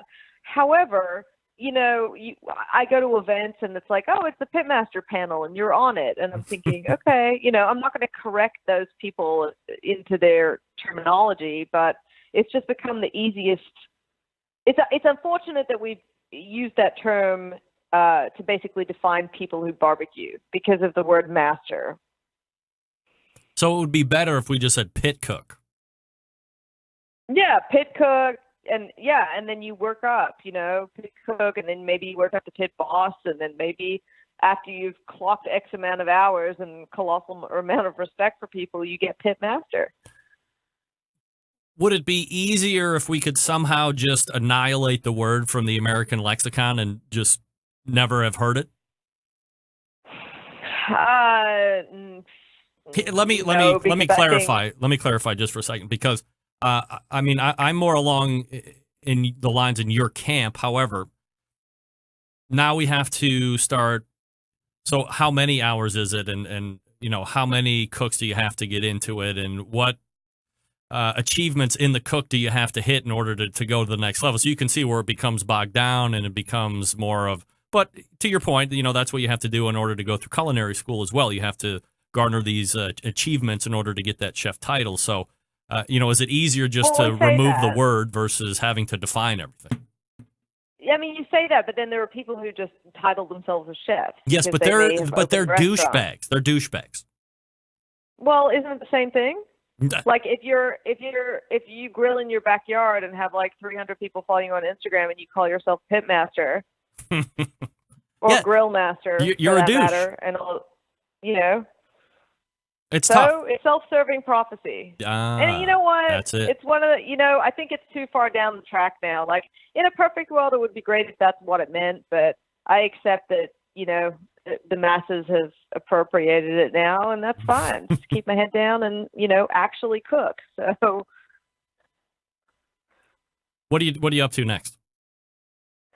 Oh gosh, what am I doing? I'm going to Metallica tomorrow night, which I'm pretty excited. Really? Oh my!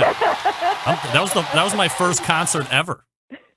Really? Yes. Yeah, they're playing Texas at the moment. Oh wow! I'm actually speaking in College Station next week at the American Meat Science Association's Reciprocal Meat Conference, which I'm very excited about. And going to cook in Brazil later in the year, and St. Louis, and going back to Australia to be at Barbecue Wars in Port Macquarie in September. So a bunch of stuff coming up. Super exciting. Oh, and classes and gosh, everything.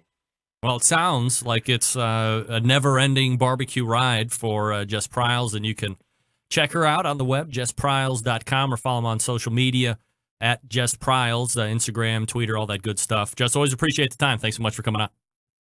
Thank you. Talk to you soon. All right. There she is. Jess Pryles. That's right. All guests on the Barbecue Central show appear via the Smithfield Hotline. Yeah, man. You can get online, Pits and Spits, and check out the pit. I mean, it's, I don't know. I'm trying to rack my brain. Last time I saw like an offset pit that had stainless steel roll top. I mean, I dig the look. I'm a flashy guy. I didn't know if you knew that. Can't you tell with all my... Never mind. All right, let me talk to you quickly about the Pit Barrel Cooker. By the way, shout out to Noah Glanville. I'll be calling you tomorrow. Just in case you're watching, I want to give you fair warning.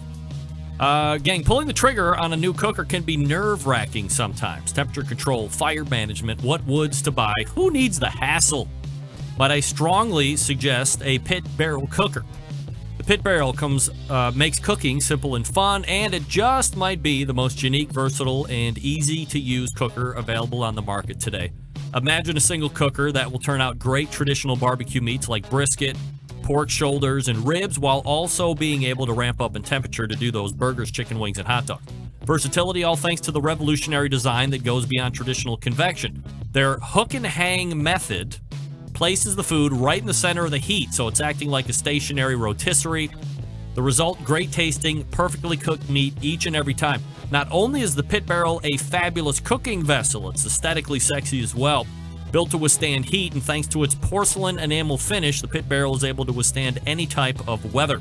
It's also extremely portable. It fits in the back of most trucks, vans, and SUVs.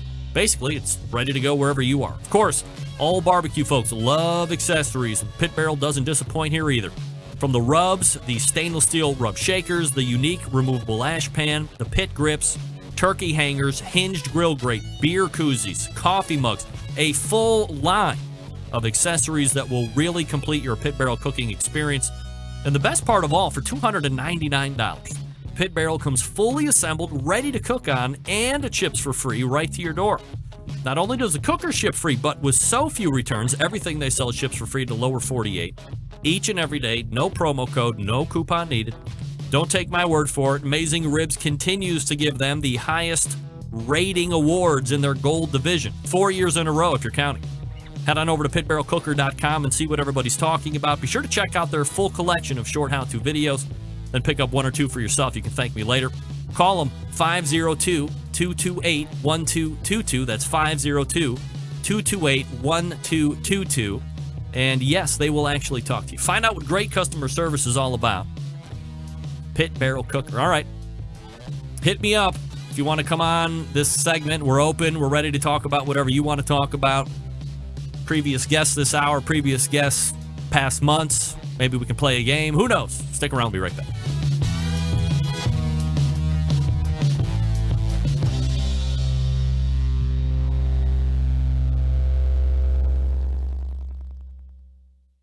Continuing to produce incredibly mediocre content in an exceptionally professional way. You're listening and watching the Barbecue Central Show. Once again, here's your host, Greg Rampey. All right, welcome back. This portion of the show being brought to you by Smithfield, the biggest name in pork, bringing you great opportunities this barbecue season. Get smoking with Smithfield and their Committed Cooks program. Learn more at Smokin', S-M-O-K-I-N, Smokin' with Smithfield.com, SmokingWithSmithfield.com. Yep. All right. We'll see how this goes. Go ahead, you're on the air. Hello, this is Rob Ryan from California, Rob Smoke and Rub, and my frog sauce just won best sauce on the planet. Best sauce on the planet? On the planet. Really? With only 606 entries from 13 countries and 43 states. Jeez. I mean, so, you know, it wasn't really like a very good showing then. Wow. So, like, what's in the sauce, Rob? It's got some really good stuff in there. If I told you, I probably have to, make a trip over there and find you. But actually, it's got a real special taste to it. It's like not too many other sauces around. Rob, was this judged at the What competition? At the American Royal. American Royal. All right. So I knew like the guy from oh boy. How can a Spice Wine Smoker, Jay Curry won, his sauce won in a certain category. What category was yours?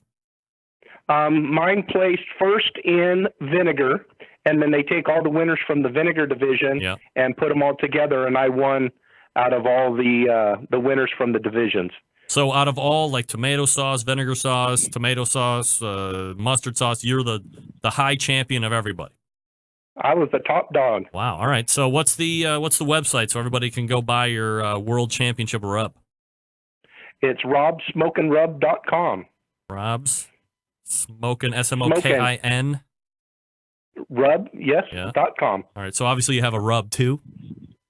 Yes, I have 5 different rubs. I have 3 sauces. In the vinegar division at the American Royal, my frog sauce placed first. My sweet chipotle sauce placed 3rd. Wow. And my sweet and tangy placed 9th in vinegar. You got it going on there, buddy. I was pretty lucky this year. No doubt. All right. How long you been in business? About 5 years now. Yeah, are you mostly online sales? Or are you pulling through a bunch of distributors and brick and mortar stuff? No, I'm fairly new, small in Central California, and looking for distributors, looking for somebody to help me out. Mostly online sales and the pro competition out here in California. Are you sponsoring teams? Yes, I sponsor Son of Smoke, Zach Galisti. That's that kid, right? He was the kid, and he was Rookie of the Year in 2013 with it. Wow. All right. Good. What else you got going on? That's about it. Just busier than heck right now with all the orders coming in, but I just wanted to reach out to you and say hey, and I think I sent it to you at one time, and you tasted my sauces. Are you going to put me on the spot like that and make me look like an ass? Great. Well done. You've done it, Rob. Thank you. All right. So it's robsmokinrub.com, the number 1 sauce in the world currently. And he beat everybody. So head on over there and buy them up. You got a day job, Rob? Yes, I do. Matter of fact, I'm a air conditioning tech during the day and sauce slinger by weekends. Wow. So how close are you to transitioning out of HVAC and going full-time sauce? Real soon. Really? Believe me. Wow. Good for you. All right. Well, we'll put the link up here, and hopefully we'll bump you some sales there, bud. All right, sounds great. Thank you very much. All right, you got it. Thank you. Beat it.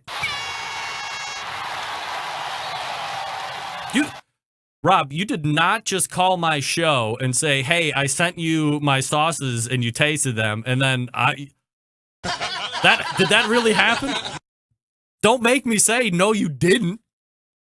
God, I hate that. I don't know if I did or not. Get that big stuff out of here. God damn it, Rob. What are you doing to me? robsmokinrub.com. There you go. See, this is what happens when you call in for the open segment. You get guys like Rob calling in saying, hey, my sauce won top sauce of ever for 2017. So how about that? Has anybody tried it? Son of Smoke. That's another kid that I'm trying to line up for like Future of Barbecue. Trying to line him up. I don't know if he gets out of California. It sounds like he's kind of young, but whatever. All right. If you want to get in touch with the show, this is how you do it. You can get in touch with the show by calling 216-220-0966. Email Greg at the bbqcentralshow.com. On the Twitter and Instagrams at BBQ Central Show. All right, we can also play a game where I can give you some Big Papa Smoker rubs of your choice. We got Cash Cow, we got Sweet Money, we got Happy Ending, we got some jalapeno rubs to give away, all that good stuff. So if you want to jump in and try and win something, you can call in 216-220-0966. And we can play a game of your choice. And if you can get 3 of 5 right, hey, who knows what can happen? Anybody had Smokin' Rob's rub sauce? I did. I had Rob's sauce. It was very memorable. Now, there's nothing that cream cheeses my bagel more than getting inadvertently put on the spot and I have to look like you know what. John Dawson weighing in, you just got Baba Booeyed. No kidding. More like I got hit with the high. Yikes. Let me get my games up here in case somebody's going to call in. That way I'm not also getting laughed at for that. JessPryles.com, thank you for last segment. And if you have not tried her rubs, by the way, you can go to JessPryles.com. Those are the hardcore carnivore rubs. There's black and red. And if you have any type of ability to decipher one rub, black, there is activated charcoal in that. And the other one is red, different colors, but I believe the flavor profile is more or less the same. And, I tend to agree with her that, there's a lot of people that might have a similar stature or level of success like she has within the industry and might have that idea, not pressure, but might have that idea to kind of strike while the iron's hot and just flood with all these different rubs. And not only at that point have you just added more dilution to the talent pool, but if somebody tries it and they don't feel like your effort is in it, or now they feel like you're just, pushing stuff out into the market, then you're risking everything that you've actually taken the time out to build. It's always harder to build the reputation and keep it than it is to lose it. I mean, just go ahead and look around in any type of mainstream media these days. I mean, you say anything or you say one thing that offends enough people, even if you've been somewhere for 15 years or 20 years or you're the highest rated cable show or whatever, you say something, boom, that's it. I mean, you can be off in one heartbeat of a second. So proving the point that working hard, building the reputation, that's the hardest part.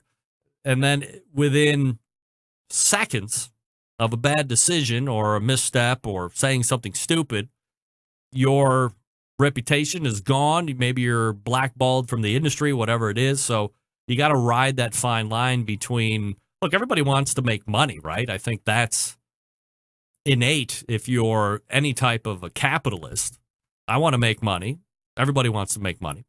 But I think you want to go about it the right way. And Jess obviously is very conscious of doing it the right way and maintaining the brand. And that's why she's just not slapping everything up against the wall. I did see a post in the instant chat room, I think from Doug Durda. By the way, congratulations to his Penguins for winning the National Hockey League championship. Oh, that's right. Nobody cares about hockey. Get that big stuff out of here. The only thing that hockey rates over in my book is soccer. And everybody knows how I feel about soccer. I mean, at least the guys on ice are men. The soccer people are shams. Shams of men, shells of men, fake men running around the grass, getting slid into, and at one moment seems like every bit of life has been kicked out of them and they have been sniped with 50 millimeter caliber bullets, only to be up within 5 seconds and then racing up and down the pitch again. I mean, soccer's the worst, and they never score. I have seen, a lot of soccer games, like 6 or 7 in my lifetime, and they never score. I defy you to show me a soccer game where there's any score. It's always ending in a tie, or maybe they go into that penalty kick thing. You know what would really increase the popularity of soccer? And I get that soccer is, real big amongst the youth here in America. Well, who cares about that? Let's talk about professional level sports where you make money. Let me tell you where soccer's at professionally here in the country. Sucks. Get that big stuff out of here. David Beckham stayed in Europe or wherever he's from to make all of his money. And then as he was aging and not going to be able to make it over to Europe anymore, hightailed it over here to the States and signed with some California club. That was like 20 years ago, I think. and got a boatload of cash, and it did exactly zero. Name 3 really good soccer players. There's Ronaldo, but he doesn't play in America, and that's it. I think that's it. Does Alexi Lalas still play? What about Landon Donovan? He's good. 216-220-0966 if you want to play. We do have some winery or rehab available. We have cheese or Fanta. We also have everybody's favorite, porn star or athlete. I did see that somebody had asked Meathead when they were going to be coming out with their rub. Nope. Meathead says never. We rate and review, so we need to be impartial. Which would lead me to believe that Meathead's saying that he couldn't possibly rate anybody above his Memphis Dust because it's that good. Hey, I love a man with chutzpah and confidence. Not even kidding. All right. What did I do with it? I got an email from Top Men. Where is it?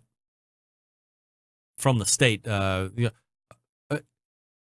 By the way, I don't know if anybody heard it, but kind of 75% through the Jess Pryles conversation, Jess talked about horse meat. I think a little tongue-in-cheek, pardon the pun, because I was going to try and go down the beef cheek train, and we didn't board that one, but we quickly ran off the rails on horse meat talk, unexpected, by the way, not provoked by me. But I'm happy to take that train if you're going to run with it. So let us talk about how yet another country, it is legal to cultivate, cull, process, and sell and eat in Australia, France, a lot of European countries. So I think Americans need to do a much better job at opening their mind, because next week I'm going to be sharing an email with you from the great esteemed Ohio Senator Sherrod Brown. And I use great and esteemed loosely because I don't know if he even took the time to read my email all the way through due to the response that I got. But we'll talk about that next week because I don't have time. Email coming in from John Dawson Rem. So like I frequently say, soccer is for countries that can't afford goalposts. Hockey is just soccer at lower temperatures. Here's all I know.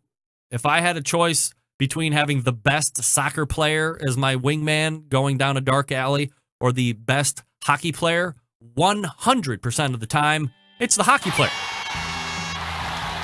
Ronaldo, the first time somebody takes a swing at him, he's going to flop around and act all concussed. He's rich, though. Folks, grilling season is officially open for business, and the place to head for all of your barbecue and grilling needs is Butcher Barbecue. Certainly, we know by now that Butcher's carries a great selection of barbecue products, but their portfolio of grilling items continues to expand as well. You've heard me talk about the grilling oils for a while now, and I really believe that these products will change the way you cook forever. These items are shelf-stable, do not require refrigeration like a lot of the other butters do. With grilling oils, all you need to do is leave it by the stove, take it out to the grill, use as needed. Don't worry, it's not going to go bad. Need a butter kick? Use butter flavor. Want a chipotle or a steakhouse kick? They have those flavors as well for you to try. And here's how I use them. Flavors aren't aggressive, so you can build layers of flavor as you flip. Then, when I take the steak or burger off, I hit them with another small layer of grilling oil before they go on the table. Perfect. Because they're shelf-stable, they are never out of sight, out of mind, like they are with some other items that you're going to use. Never resting on his laurels, Dave always in the flavor lab coming up with new stuff. And the newest item right now is his Grilling Addiction Seasoning, available for sale at butcherbbq.com. Lastly, dealers wanted. If you currently own a barbecue and grilling supply store and do not carry the Butcher Barbecue lineup, what are you waiting for? Hit up butcherbbq.com and request information on how to become a dealer for them today. Not only will Dave thank you, but your customers will reap the rewards by getting these fine products in their hands to try for themselves. These products are extensively tested in both the backyard and on the competition trail, so you know they are going to deliver the goods. Head on over to butcherbbq.com now and check out all the products that they have. You'll be happy that you did. Butcher's Barbecue, that's butcherbbq.com. Butcher Barbecue, always trust your butcher. We're back to wrap the show right after this. Stick around, we'll be right back.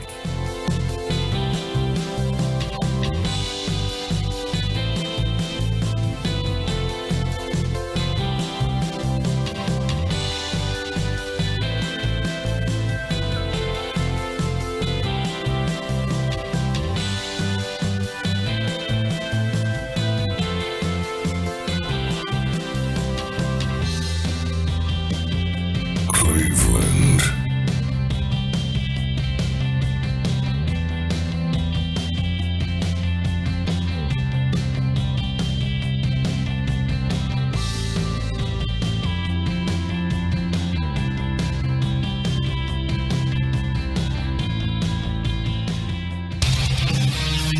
Whole packers, full racks, legs and thighs, injecting butts. If you've never heard this before, you might think you found the best XXX show ever.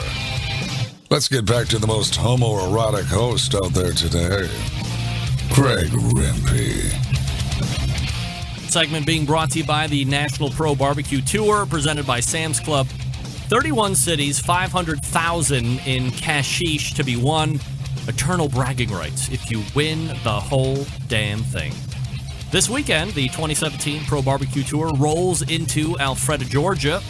It's a local qualifier. To get more info on the tour, register your team to compete if there's still spots, I don't know.